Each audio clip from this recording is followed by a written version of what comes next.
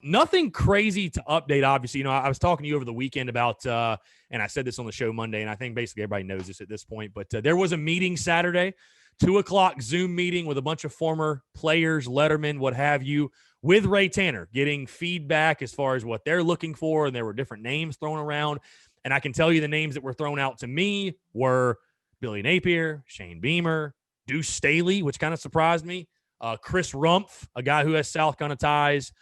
Those were the main ones my guy told me they talked about. And he also said that Ray Tanner stressed and emphasized that it's going to be an offensive head football coach. I know we were laughing off air because as we went live, Twitter and social media is going nuts because there's somebody out there that's spreading a rumor that Jeff Monken will get the job, and I can assure you that is not going to happen. And if it does, Williams-Brice might burn to the ground, but it could. Not going to happen. But I guess I just wanted to gauge where you are as far as the coaching search. Again, if I had to put good money on it, I say it's either going to be Billy Napier or Shane Beamer. And again, if I had to put more money on it, I don't know. I'm leaning Shane Beamer that I think will probably be the next head football coach. It sounds like, by the way, they want a decision, an announcement made by December the 10th. So if you're looking for a target date, I'm thinking at the week following the final game, the week following the Kentucky game. And that doesn't mean that decision might not be finalized behind closed doors.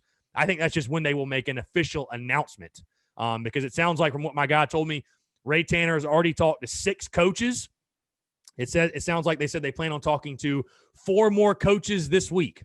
So, that process rages on. I just want to get a temperature check with you, how you're feeling right now as we go through this coaching search. Well, I think it's fair to say Jeff Monken is an offensively minded coach, just not the direction, not the offense we want to go with. Yeah, exactly. So I know I've told you, but Coach Beamer was our special teams coach and recruiting coordinator while I was playing, and I'm personally all in the tank for Shane at this point. I think being around him for those 2 years,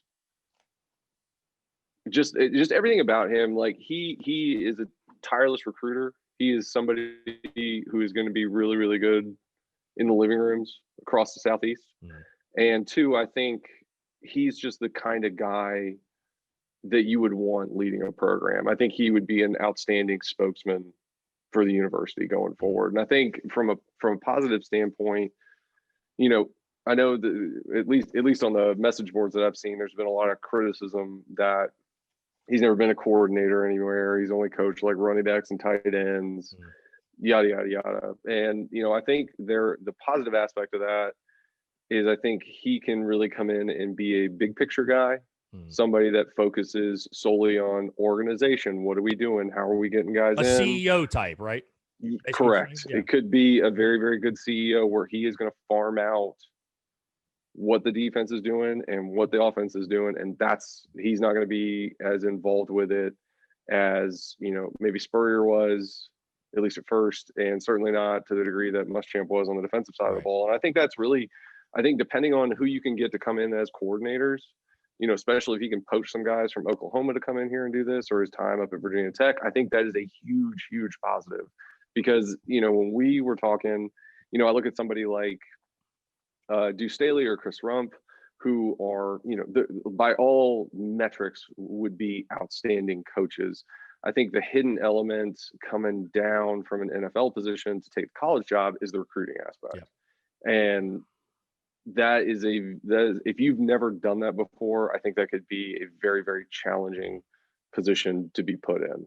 Well, that's why a lot of guys go to the NFL, right? They don't want to recruit. They don't want to have to do that, right? That's a big part. If you can't recruit, you can't be a college football coach. Or if you can't employ a staff around you that recruits, if nothing else, you can't win in college football. You just can't do it.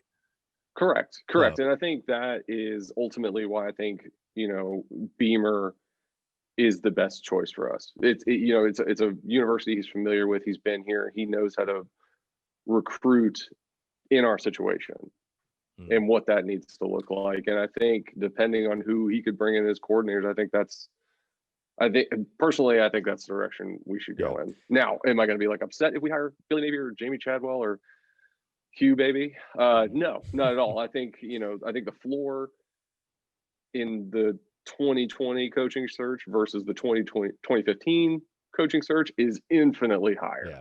Yeah. And so, I don't think we're going to be put in a bad spot either direction, but for whatever it's worth, if I was going to be making the decision, my decision would be Beamer, and it wouldn't be a difficult one. Yeah, I mean, the floor being higher, that's kind of the point I've made the entire time. And listen, I've said this too.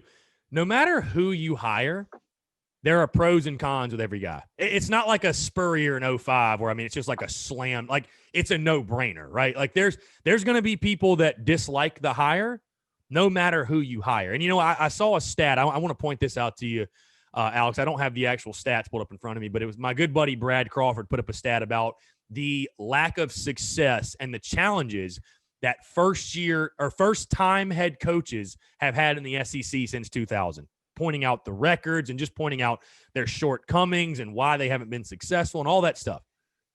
My thought process in that is this: who gives a damn?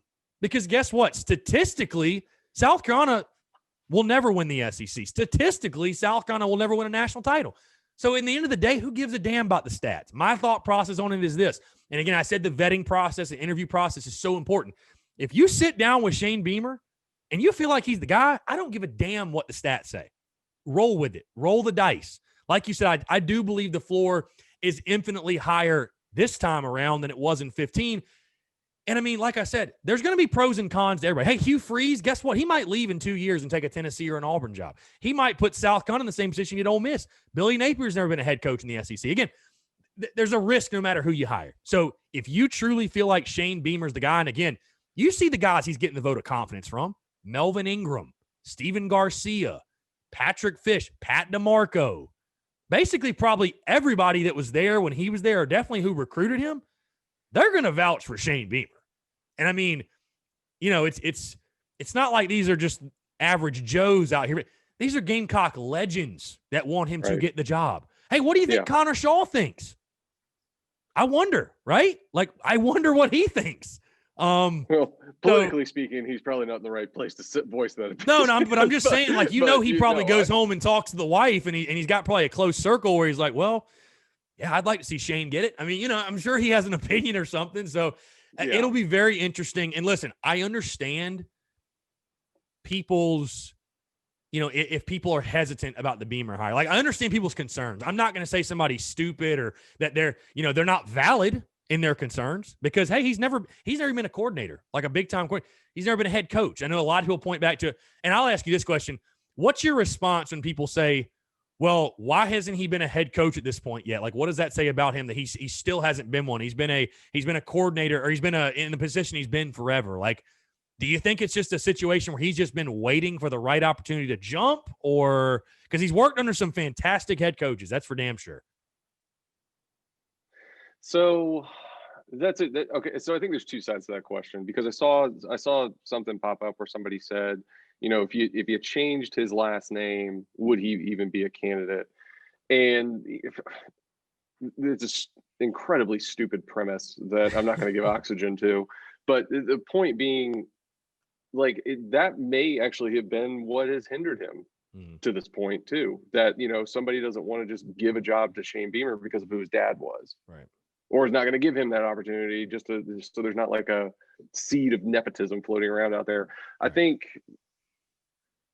on why he may have never gotten, and we don't know. I mean, he could have been offered, all kinds of different lower level jobs, or not. I don't.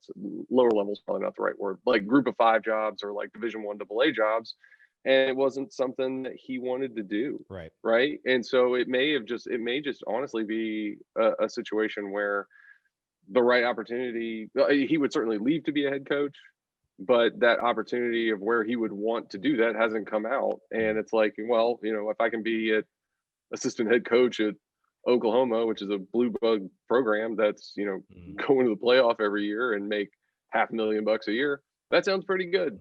And so, maybe that's just kind of where he's been. And he gets something like this that pops open at the right time, and he's like, you know what, that is a job I would really, really like to have. Let me tell you why I should have it. You make a great point, by the way, Alex, is that Shane Beamer has never been a candidate on the short list, or he's never been a hot name candidate.